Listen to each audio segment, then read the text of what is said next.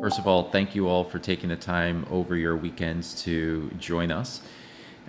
Each of you are focused in one way or another on taking scientific insights in longevity medicine from the lab to the home. And so the initial questions I have is for all of the panelists. Can you each share a couple of the most important things you've integrated into your own lives in an effort to extend your health span and lifespan? So maybe we start with Sophie for that. Sure. Thank you, Chris. It's a pleasure to be part of this panel.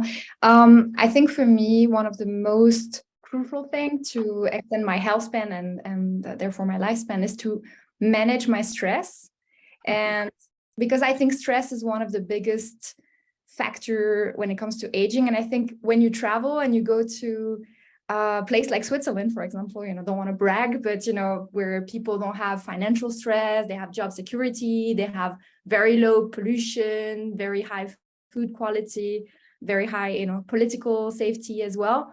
They just look well rested and they just look like they're aging better and they're more healthy. And if you go to a big city where it's very polluted, very stressful, it's really hard to make a living, you need to work much harder to barely make it, then you do see that people they just look more dull somehow and just less healthy and then just tired and they age faster. So I think a little bit of stress is good, but chronic stress is really what's killing you. So on a daily basis, I really like to just, take some time to breathe and sit alone. It doesn't need to be full on meditation, but just to have some quiet me time, spend some time in nature, of course, also invested in a PEMF mattress, which is amazing. It's this pulse electric magnetic field thing that also can really puts you in a state of deep relaxation. I usually fall asleep on it. And I also get monthly acupuncture, so that's a bit more esoteric. But for me, that's one way to really make sure I prevent diseases by letting out all the stress. For some people, it might also be high intensity exercise. But yeah, I really think stress impacts everything: your sleep, the way you eat, and the way you age. And then, because I'm a food scientist, the second thing that is the most crucial for me is what kind of food I choose to put in my body, because food is not only the fuel that powers you, it's also what you become in the end, because we use the amino acids from the food. Of course, we use the glucose as well as a source for energy, but basically you are what you eat. So you need to decide, do I want to be made of, some packaged processed food high in inflammatory oils, or do I want to be a grass-fed organic steak or some colorful vegetables? I think, it's not so much about should we be vegan, should we be vegetarian, should we eat raw, should we eat paleo or no carbs? It's more about being a qualitarian. And yeah, I guess also the Mediterranean diet is probably the most balanced and the best when it comes to longevity. Great, thank you, Sophie. When you were describing a stressful lifestyle or city, I felt like you were talking about my hometown, New York City, though I am in Florida now, getting some more sun and beach, so that's nice. How about you, Rob? Yeah, thank you. So I can only agree with Sophie, and eating clean for me is one of the most important things you can do. And to quote Sophie, actually, real food doesn't have ingredients, it is ingredients. And that's, I think, one of the most important things you can easily integrate in your daily life, and also can integrate with all of your family. I mean, it's eating is such a social thing. And if you teach your family, teach people around you, teach your kids to eat healthy, that becomes really a habit for life. And I think that's super important for longevity. For me, the second thing is, I think we all need to understand ourselves better. I see so much in the field of longevity where people just experiment with themselves. They take different supplements, they try different interventions, but they don't really understand what's happening. And I think unless you really create a baseline and understand what's going on in your body, then you can start optimizing for endpoints. But if you don't know your baseline and don't know what's happening throughout these interventions, then you can, first of all, you cannot know if it's good for you. You can't know if it's having the results you expect, if it's sometimes maybe not what you would expect. And so that's really something where I recommend everyone, use the stuff we have available. We have very cheap tests now available for everyone. We have wearable devices that can really measure ourselves with great accuracy. So really understand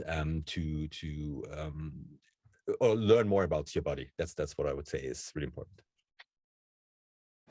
Great. Thank you, Rob. How about you, Natasha?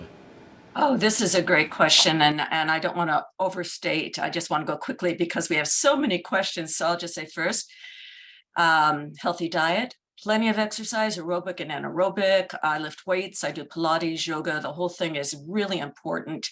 To know your true biological age through biomarkers, and aim for a kind of unbiased attitude in your mind. So meditation and careful analysis of self-reflection. Second, be a lifelong learner. And I think that's so important to identify longevity facts from clever marketing anti-aging products. And third, understand that currently there is no cure for aging. Thank you. Thank you, Natasha. And how about you, Tovah? All right, thank you. As everybody knows, I've been a dietitian, but I'm also a nutrition science PhD. So obviously, I believe in the power of nutrient-dense foods. I also practice staying hydrated. I don't smoke. I walk fast. I exercise most days of the week, a variety of exercises, ranging from jogging to walking to lifting to yoga. I practice these lifestyle habits, and I also try to not eat for a 12-hour window, so after dinner up until breakfast on most days. And I say most days I do these habits because I also like to take time to let loose and relax with family and friends, because we all know the importance of being able to relax and keep up those social connections for mental health. Great. Thank you, guys. All very well considered responses. So each of you has a different nuanced focus on longevity. Sophie and Tovah more on the nutritional side, while Rob is more from the performance and data analytics perspective, and Natasha, of course, from transhumanism. So with that in mind, can each of you sum up 2 or 3 future new developments in your specific field that you think are very important and or you look forward to? So for that, let's start in reverse order. Let's go back to Tovah again. Up after she finishes drinking. Thank you. All right, cool question. I am thoroughly looking forward to science advances in the personalized nutrition space because I work with diverse clients. I also look forward to those technological developments in nutrition and health biomarker data collection and data interpretation. I could go on and on, but I'm also looking forward. There recently has been an uptick, an increase in nutraceutical and other lifestyle evidence-based approach research. And I am really excited. And I think part of this is due to the DeSci movement and the collaboration between public, private, and DAO sectors. And I really think that's what's going to help move the healthy longevity research space forward. I'm also hopeful during my lifetime, the time will come where people do not have to fear and suffer through aging from the consequences of chronic diseases like my grandparents, my parents, and most of the older adult population that I work with. Oh, and I also wanted to highlight, sorry about that. And you know, as many of us know, in this conference, social determinants of health, I'm looking forward to those being combated because we all know that social determinants of health highly impact health span in people. And lastly, during this pandemic, at least here in the US, I have been really excited to see the growth of home health services. And mainly because clients are becoming more in the know of their health with at-home labs, things like biosensors. Like I am just amazed with real-time glucose monitors and apps that track nutrition and physical activity. It helps people become more engaged and more proactive to improve their and their family's health. Great. Thank you, Tovah. And Natasha. First, biocompatible nanorobots are currently under development, and I think that will make a major paradigmatic shift for all of us. Second, an important automated prosthetic device going to the next phases in design due to AI, haptics, and BCI, brain-computer integration. So I think that's really, really important for all of us. And third, a maximized knowledge shift, sweeping educational or academic platforms on longevity protocols, learning about longevity. And this ties into, I think, what Rob had said about getting the information and learning and knowing your own body. Personalized knowledge is so essential. So as a scholar and a PhD in the area of life expansion, that is my focus. Thank you. Great responses, Natasha. Thank you. And how about you, Rob? Well, for me, what I really look forward to is that traditional medicine will get a better understanding of longevity medicine and its applications, and also how we treat longevity medicine. If I talk to a lot of doctors on a day-to-day basis, and I can still feel every day that there's a lot of resistance to this new field. There's a lot of people don't understanding what it's about. There's a lot of people really pushing back, like, oh, this is nonsense. No, we've been doing longevity all of our lives as doctors, so there's really a lack of understanding. So I really look forward to a wider understanding and a wider implementation of the strategies that we are all working on. Secondly, I think what I really look forward to, and I think what will happen and what needs to happen in the future, is how we think about health data, because there's so much great data out there that we currently cannot access because it's just so siloed. And if we just change the way we think about health data and how it could support us and how it could benefit us in so many ways, I think once we understand it and once that finds again its way into the traditional healthcare system, then we're going to make a huge leap forward towards longevity. And I think thirdly, of course, the old topic that we can't avoid, luckily, is AI.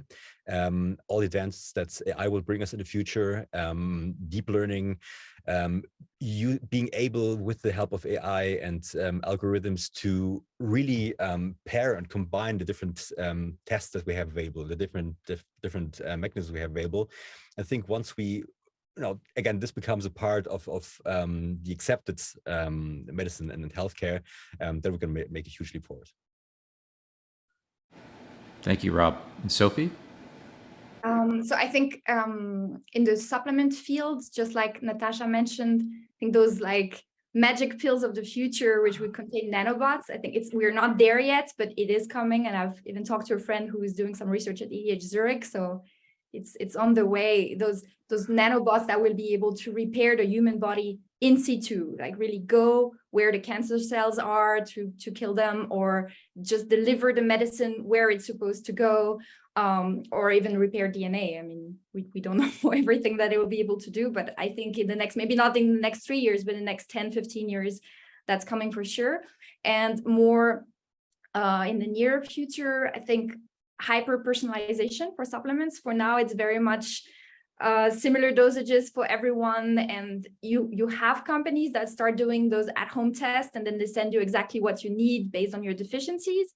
But we're not there yet when it comes to longevity supplements, exactly what dosage you need. The studies are more on the benefits of NMN, for example, but not exactly how much NMN you'd need, whether you are this age or this weight, or you have this kind of condition. So I think that's coming. And I've recently seen a startup that does this at-home test where it's either blood or saliva, and then you have this kind of device and you put the probe inside, and it sends a signal to a lab. It has different partner labs, and then you get the results on the same day, like in real time. I don't know exactly how it works. I haven't really deep dived into it, but I think that's going to evolve for supplements as well, that we can just test ourselves at home much faster than waiting, the 3 to 5 weeks until you get your DNA test results. And then more futuristic is that we would have like a 3D printer with the different ingredients that make sense for us based on our DNA. And you test yourself on that day, in that moment, the machine tells you, okay, this is what you need. And it's 3D printing the cocktail of ingredients that you need. And I'm sure in the future, this is what's coming. Great. Thank you, Sophie. So in the interest of time, I'm going to start by asking just one question to each of you. And if we have enough time, then we can go on to a second question. So it seems like a common denominator across all of you is the importance of nutrition.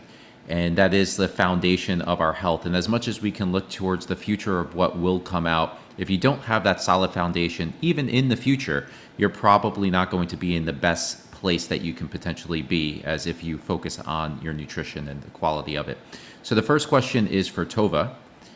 So you could say that diets are right up there with religions and politics when it comes to the passion and controversy that they elicit, right? So whether it be the paleo diet or keto or vegan or Mediterranean, there's a lot of really big audacious claims out there for what will promote the best health. But as I oftentimes like to highlight, these arguments are not focused on a specific endpoint. They're kind of open discussions. For example, is the goal really to build muscle, or is it to lose weight, or is it for a social cause, right? So looking at everything through the perspective of longevity and extending health span and lifespan, with that context, what would you say is the best diet for longevity and why? That's a great question, Chris. And I get asked all the time. And so this field continues to be a really big debate. However, I am of the mindset, and I have been for a long time, that we can learn from regions of the world where people have less rates of chronic disease. And collectively, the evidence is pointing towards more plant-based eating patterns with an emphasis on healthier fats. Now, you can spam my email. You're not going to hurt my feelings if you disagree with this. But I do want to mention, however, some people have intolerances or allergies to specific plants. I am in general an open-minded type of nutrition professional because I have seen different types of eating patterns work for different people. So I think the best diet for longevity should be tailored to an individual's health goals and preferences. Like Chris, you were talking about what do they want to achieve? Great. Yeah, and I can say personally that I've found that I have a sensitivity to nuts. So it took me years to figure this out, but I was always wondering why in the middle of the afternoon I would just feel really tired and have to take a nap, and I felt really fatigued. And it turned out that nuts, not immediately, but hours later was causing that. And there's nuts in so many different products like nutrition bars and keto products and so on. It was everywhere. And I wasn't able to identify it. But once I did, my energy levels just restored to normal. So that's a great point you raised, Tovah.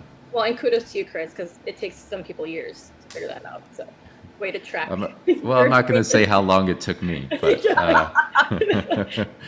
it wasn't overnight, I'll tell you that. Okay, so let's move on to maybe like the next step when it comes to longevity. So we have diet, and then we can move on to supplements. So this question is for Sophie. So my company NOVOS, much like Avea, also sells NMN, and we made a deliberate decision not to go with the ever popular nicotinamide riboside, or NR. Yet it's still a very common question that we're asked. Why NMN over NR? And I'm sure you're being asked that question too. So can you share with the audience why you chose to formulate your products using nicotinamide mononucleotide, or NMN, and not NR? Yes, of course, and probably for similar reasons to you and to NOVOS. I don't want to bash NR, and maybe it's working for some people, but we decided to go with NMN because when we reviewed the literature, we found more benefits, especially on humans, with studies that included NMN and not NR, especially on endurance and physical performance overall. And I feel it on myself that my workouts are just more efficient ever since I started taking NMN. And I need to mention that there are no human clinical trial for now that really compare NR and NMN in the same study. So it's also difficult to exactly know. And I hope that such a trial will be on the way in the near future. Then another reason is that NMN is a more direct precursor to NAD than NR. NR first needs to be transformed into NMN. And of course, some people argue that NMN is a bigger molecule, so it cannot go through the cell membrane, which is a myth that has been disproven lately, because there are transporters that do transport NMN through the cells, so the cells can absorb NMN. Then NMN is also more stable in the bloodstream. NR tends to degrade into vitamin B3. Also, just from my own results, I used to, before I founded Avea, I used to take NR, and I didn't really feel much. I just thought, okay, maybe, I'm just too young. I'm 33 now. I just thought, maybe I need to wait. Maybe it's just like in the long run, it's going to pay off. But when I started NMN, I just really felt the difference in my energy levels and in my sleep quality and in my workouts, just as I mentioned earlier. And we have regular calls with customers, and our most loyal customers. A lot of them have also tried to take NR, and one of them took it for a year and said they felt he felt nothing, no difference. And same thing, he switched to NMN and felt immediate results, like after 2-3 weeks, felt a change. So I think, you know, the proof is in the stories.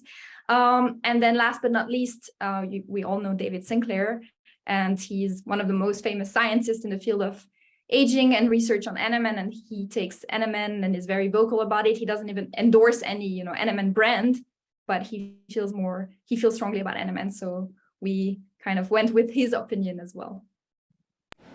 Yes, all great, excellent points, many of which we considered ourselves as well.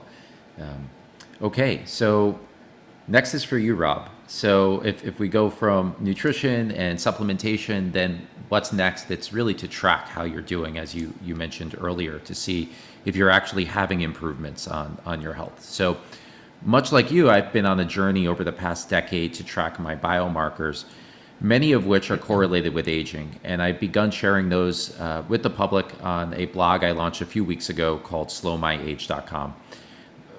Doing so has forced me to consider the distinction between markers of general health, markers of aging, and markers of disease, each of which can be somewhat ambiguous in terms of what it is exactly pointing to and how to interpret it.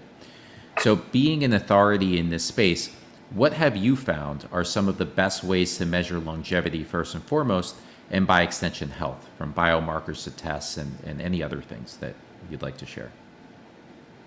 Well, I think you're making a very important distinction there when you talk about the tests available, because a lot of tests available that just look at life expectancy. So if you look at clinical tests, there are very interesting tests, for example, that measure the correlation between life expectancy and gait, so walking speed in geriatrical patients. There's a very strong correlations, but that we only look at life expectancy. If we talk about longevity, we look at first and foremost also quality of life and the quality of life years that we have. And for that, I don't think there's a single gold standard test out there that we can say, okay, that's the one that measures everything in the best way. And the field is rapidly evolving. But of course, we have a variety of tests available we can use, if we want to differentiate between the chronological age, so the clock that's ticking for us, and the biological age, so how our cells behave and how well or badly they behave.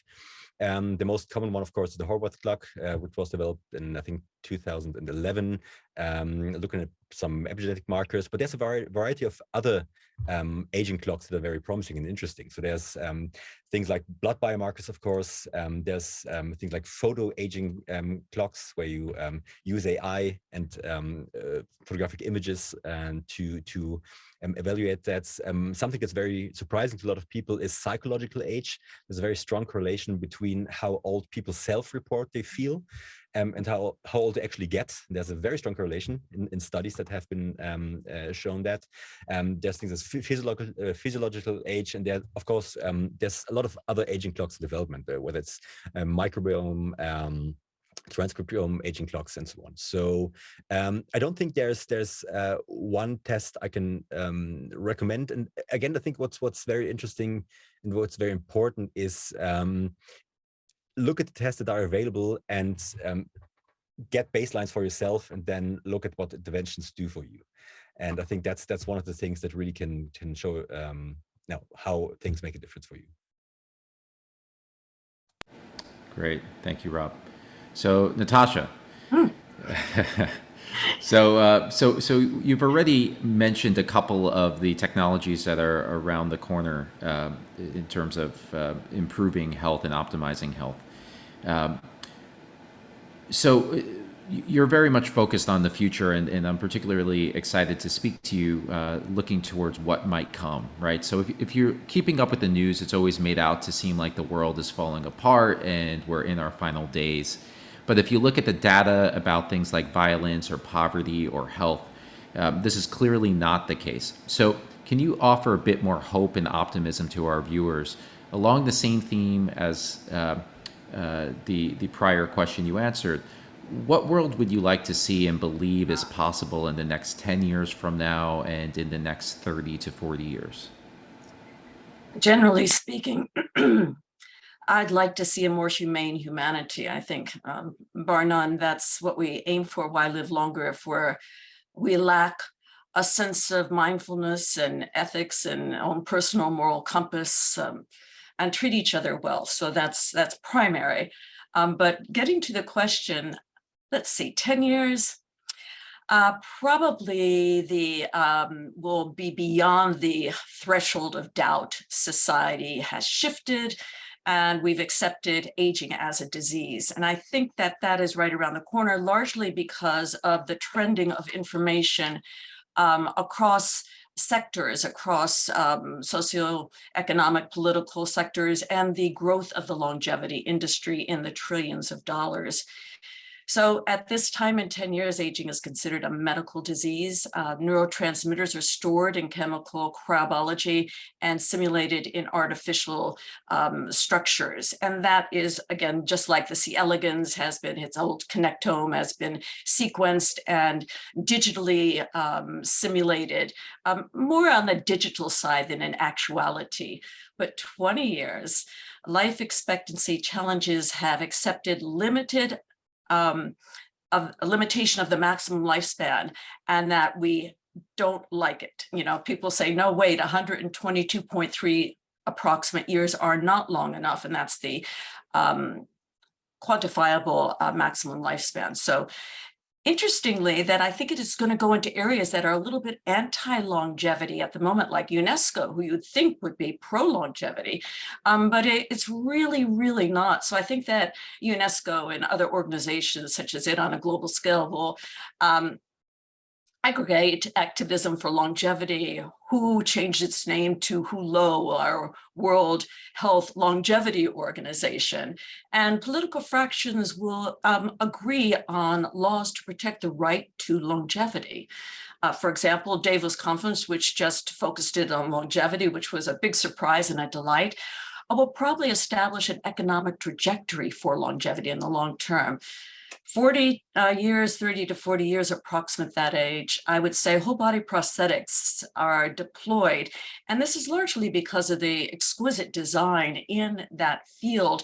And as I said before, narrow AI and machine learning will advance. We won't be at super intelligence by that time, but AGI will be starting to lift off. But I think that people will opt to legally take on multiple identities and coexist in the physical world that we know today, this material biosphere, as well as simulated virtual worlds, which are gaining great momentum at the time, and take on avatars as having an identity, perhaps a passport or an identity card, etc. And the earliest form of posthumans will just start, and that is not separating from our Homo sapiens sapiens species, but being an augmented human in reality, not just theoretically. And I probably would expect that a human brain will be revived from biostasis in pretty good condition. Maybe its functionality not fully formed, but at least revived from biostasis. Great, thank you, Natasha. So we're all familiar with the hallmarks of aging, and some scientists are of the perspective that one in particular has the most potential, that being epigenetic aging and the epigenome, and reprogramming the epigenome in order to be able to restore entire cells and organs, right? For example, to reverse blindness. Natasha, this is a follow-up question for you. Do you have a perspective on the promise of the epigenome and how far it can take us? And do you think it will take us all the way to the point of being able to reprogram ourselves back to a younger state across all organ systems? Or do you think it will be necessary to have some of these other technologies that you're talking about, like nanobots, like prosthetics, and so on? How far do you think we get on the epigenetic side of things? With a long history of research in my diverse fields, I really ask this question a lot. And when I'm reading and writing and preparing research, I think epigenetics is a brilliant field. I think it's really important. I think it ties into how old we think we are and how our environment can help carve new ways of being in the world. But I think that as long as we're biological, we're going to have to deal with the building structures of biology. And those building structures are the cellular mechanisms. And those cellular mechanisms rely on chemistry, and they rely on their own functionality in their separate systems and organs and the central nervous system as they work together. I don't think epigenetics is going to cure aging. I think it's, again, great. I love the concept. I love the approach. I think that takes us out of the genetics is over here and epigenetics over here. We're starting to see its importance. But I think that we're still going to need, as long as we're biological animals, that we're still going to need to have another system working with our biological DNA, much like mitochondria, which does not share the human DNA, evolved with us. We would not be here today if we did not have mitochondria creating our ATP or energy. Likewise, I don't think we're going to be able to reverse aging, rejuvenate cellular mutations and eruption or decay without something in there like nanomedicine, tiny robots working with our system. And I think eventually they'll be seen as part of our system. I hope I answered your question. Yes, very, very well. Thank you, Natasha. Thank you. We've only got a couple of minutes left. Rob, this is a follow-up question for you. So for years, we've been able to map our microbiomes, our genomes, and now even our epigenomes, transcriptomes, and proteosomes, and so on. However, some would argue that we've only begun to understand each of these, and we need to be very careful about making conclusive recommendations based on the results of these tests. What would you say this data is currently able to provide us with when it comes to making recommendations, and how carefully should we proceed? For example, providing nutrition recommendations based on what our genome says or based on our microbiomes. Do you have a perspective or an opinion on this? Oh, that's a great question. How many hours do we have to answer this? Is this? We've got about 2 minutes before listener questions. No, I think it's starting with the microbiome. It's a very interesting question. Definitely there are tests available that can help us look at what microbiota, from a clinical setting, we have in our guts. But do we really understand what they do? I'm not so sure. So there's some interesting studies currently looking at the different microbiota at different age groups. And what's the right composition for one age group might not be the right one for another age group, or in fact might be actually having detrimental effects. So I think we need to better understand what's good for what specific population of people before we start optimizing too deeply. Because what can also happen, you can always over-optimize, especially when we talk about microbiota of any form, where you get some good populations up, but also good populations take some space, right? And they might push out other good populations that are needed. So I think it's important that we carefully look at what's really happening in this field, and there will be lots of new developments coming up in the next years, which I'm pretty sure of.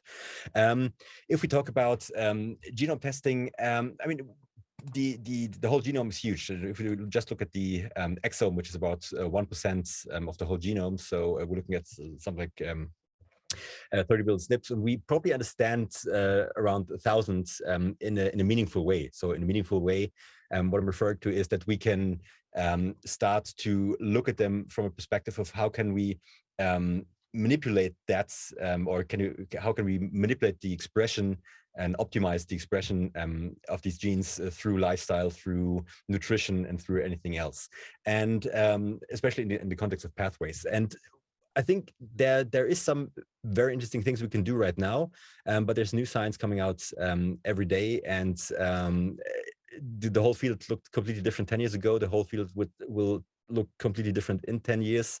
So I think it's always important to stay on top of science, to look at the literature, to look at the studies, and if you work in fields, don't overpromise. I think that's very important, because there's no magic pill, there's no magic nutrition, even if we know someone's genes. We can make meaningful interventions, yes, I believe that, but we're still not at a point where we can just magically make things appear or disappear as we wish. Great response, Rob. I agree on all of those points. So I'd like to open the floor to listener questions. If anybody has a question, feel free to share it in chat, or Oliver, I'll ping you if you've received any questions. If you want to jump in and share those, I'll wait a few seconds, and if not, then I'll continue asking questions. Hi, Chris. Yeah, let me just take a look. I've got a stream coming in on my Discord. Don't see any questions yet, or maybe it's way up in my stream. So if anybody listening in on my Discord can send me questions, I appreciate it. Otherwise, Question. right here. There's one. There it is. It's true that there aren't any comparative human studies on NR versus MNM, but there are trials on each of them individually. Both increase circulating NAD+, but the health effects seem to be the square root of 0. Is that a question or is that a statement from Jake? That's a statement. Yeah.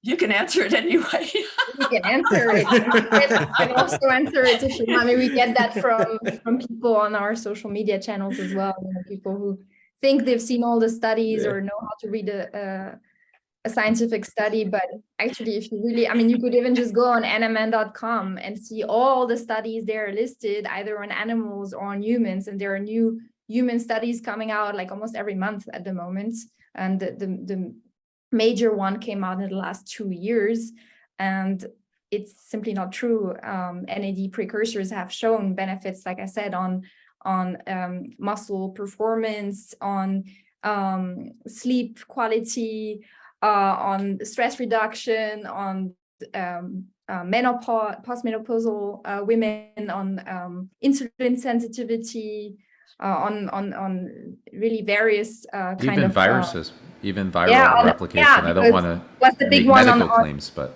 COVID, because viruses, they use up your NAD storage in order to, I mean, your immune system is using it in order to heal. So if you replenish it. So I think there was a comment to the question. I think the questioner was just being snarky and intimating that NR and MN don't work at all. Well, maybe it doesn't work for you. Maybe your NAD levels are optimal and this is amazing. Yes, that's all I have to say. I don't know. I mean, Chris, you can add some stuff if you want, but we get that a lot. It's okay. We believe in our NAD precursors. Yeah, no, I think that was a great response. I personally have taken NMN for years and have noticed a difference. You know, when you talk about placebo effects tend to last for a few weeks or months, but not over the course of years. And so that, combined with the research being done by many labs, not just Dr. David Sinclair, though he is the most famous working with it. There's a lot of convincing evidence, as you mentioned, Sophie. So yeah, there and are some people. One thing, but really, the customers who come back and tell their stories and just tell us about all the positive effects and how the supplements are changing their lives. That's right. And Sophie, I'm sure you're familiar with this. There are some people out there who believe that supplements are creating expensive urine and there's no value to them whatsoever, regardless of what the science shows, what the evidence shows. I have, for example, on slowmyage.com, I share how I've reversed my epigenetic age by more than 1/3 of my chronological age. That's not something that is coming simply from exercising and eating healthy and sleeping well, because there are millions of people doing that. What are the different distinct things that I'm doing? It's the supplements that we're creating at NOVOS that I'm taking, including the NMN. So, I'm kind of like an N=1 case study, and I'm not trying to say that, my anecdotes are definitive evidence, and we do need to prove this out with science. But there is a lot of science that we have based our formulations on, more than 190 studies, and in humans and animals and so on. And then even what I'm seeing in myself is proof positive that it's more than just creating expensive urine. Yeah, and just for me to sorry to jump in. I mean, you could just jump on PubMed and can confirm that. So, I mean, supplements. Somebody's NADH levels could be already optimized. Somebody's metabolism could be optimized. So clearly, that's you might already maximize the benefits for yourself. But yeah, I mean, the health effects seem to be pretty well documented. Just a cursory PubMed search. If I may add to I'm that, truly at the excited risk to of see the studies in this area, because I'm not trying to be a skeptic, but I am not yet convinced, because there are other ways to increase NAD. And I do think we need to keep in mind too, for any of us who work with people who have cancer or who have had cancer, we need to be mindful of their holistically what they're eating and if they are over supplementing. Because a lot of people, consumers, have the mindset that more is better, or more is better than what's on the label. So I do think it's important that companies are giving true guidance to people, and to make it clear if the studies have been done in humans, or if it's only been done in human cells in animals, because as we know, human cell studies and animal studies don't always translate to what happens in humans. Yeah, Tovah, you make a great point in particular about cancer, and one way to position that is that cancerous cells are greedy, hungry cells. And so the things that are good, exactly, the things that are good for us when we're in a healthy, fit state are actually really good for the cancer cells to be able to proliferate as well. So that's to say that if you know you don't, or believe you don't have cancer, you don't have reason to believe you do have cancer, then you should be getting all of the nutrition, because it will then reduce the likelihood that you do one day get the cancer. But if you've already had cancer recently, or you have it, then you need to work very closely with your doctor. For example, B vitamins can accelerate the growth of tumors, whereas they could also prevent the creation of the tumor in the first place. So it's a little bit gray when it comes to somebody who does have cancer, and you have to be very careful. Yes, absolutely, and it depends on the type of the cancer too. I entirely agree. Mm-hmm. If I may add something to that, at the risk of beating a dead horse, again, it's often a question of testing levels. I mean, it's if you don't know what baseline someone has, yes, it may not have the same effect as for someone else, because that person might have a completely different baseline. And I've seen this so many times with a very simple example being vitamin D3. Of course, most people do not have sufficient levels of vitamin D3, so supplementing vitamin D3 might have a good effect, but I've seen people that pretty much live in their basement, never see the daylight, and if you look at their serum levels, they're above the range. And so if that, will the same amount of vitamin D3 have the same effects on that person as for someone who is deficient? No, it will not. Of course not. But that's why it's so important to understand the baselines and test before and after. And that's also something that not all studies do very well.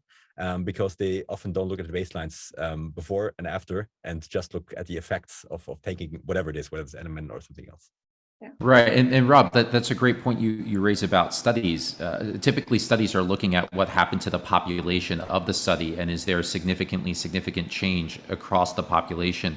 But you oftentimes also find these outliers within studies where somebody may have responded miraculously well to an intervention, and they're kind of just grouped together with everybody else. So that, I think, just echoes the importance of looking at yourself and using data to quantify and see how you are responding to a specific intervention, because you might respond quite differently than other people in the general population. So Oliver has a question. So and I think we'll end with this. So Oliver, if you'd like to jump in. Oh, okay. Well, all right. So we are extended a little bit, so we have some time. But I have a rather different question, because I know we're always thinking about supplements and adding in good things back into ourselves, kind of augmenting what we're lacking and building up levels of positive metabolites to get the system optimized. But you're all heavily involved in nutrition, so I have the opposite question. What role do negative constituents have in our diet, such as heavy metals, for example, and other toxins that, I mean, we're hearing that there's a lot of plastic pollutants out there, very complex, hydrocarbons in our environment, heavy metals, of course, in our diet, from mercury to arsenic, which is used in pesticides. And, have you given some thought about that having an effect on our metabolism, and if you've considered ways to remediate that, and I'd just like to hear your viewpoint on that, because I haven't heard much spoken about that part of the equation. Natasha, please. Okay, yes. People are so concerned with global warming and environmental issues and not concerned about their own well-being. It's almost like it's too selfish to be concerned about your own health while the earth is suffering. But unless we take care of ourselves first, we can't help anyone else, especially our lovely planet. So in thinking about the pollutants in the environment, there is great risk with environmental pollutants. I got bladder cancer, and the reason I'm saying this is because from toxins in my environment where I was working, and I was at stage 3. So I had cancer for a couple of years before I even knew it, and the doctors didn't know what caused it, but I did my research because I'm a scientist, and I discovered it was the textiles I was working with in one of my businesses that caused it. Now, bladder cancer has a high rate of return, so you want to make sure that, you know, when you have bladder cancer, I don't cook with aluminum, period, the end. I had aluminum poisoning at the same time. I'm very careful about where I go and what I do. I also have skin cancer, so I stay out of the radiation of the suns as much as possible. And there are several different types of skin cancer: basal cell carcinoma, squamous, and melanoma. Squamous can spread and you can lose your limb.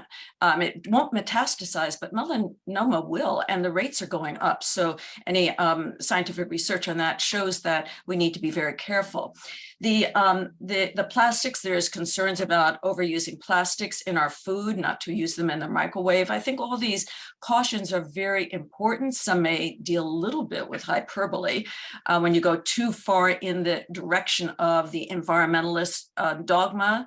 But I think that we're all environmentalists, because if we're into longevity, we will have to live in a healthy environment. The toxins are very concerning, and I think that the reports on what's in the water are essential.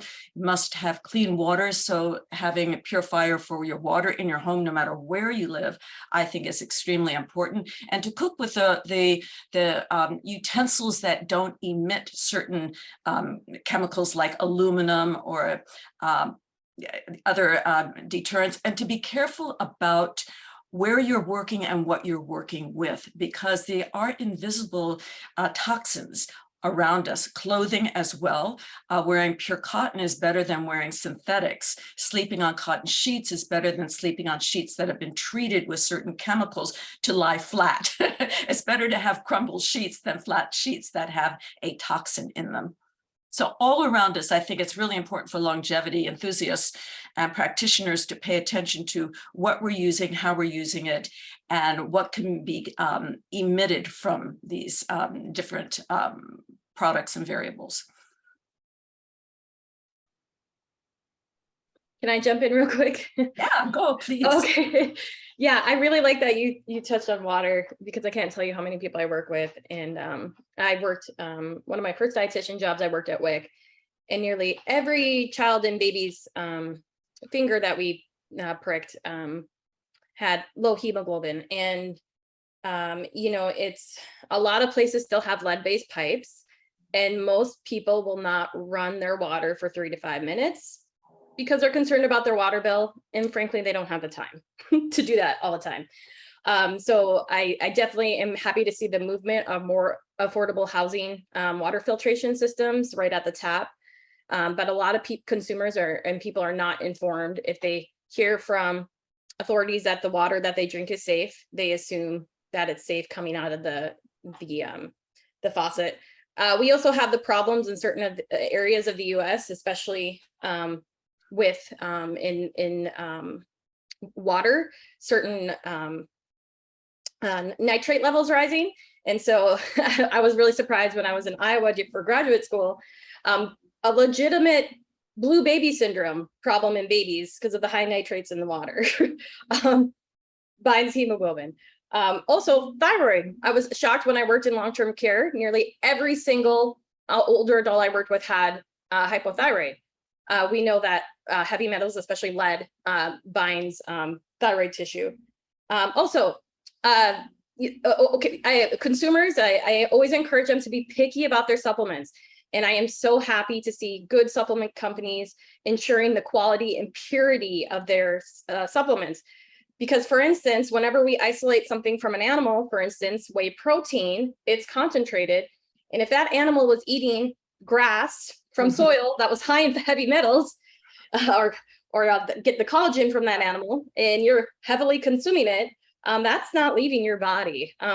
So fortunately, these companies that are transparent, that they're sending their product out for third-party testing, they're doing their research with the university or CRO, they're getting these certifications to prove the quality of their product. They'll make it very transparent on their website. Call and you can get that information. And they also, whenever they switch vendors for ingredients, they will provide updated information on that. But great question, whoever asked. Natasha, I think we could talk hours about that.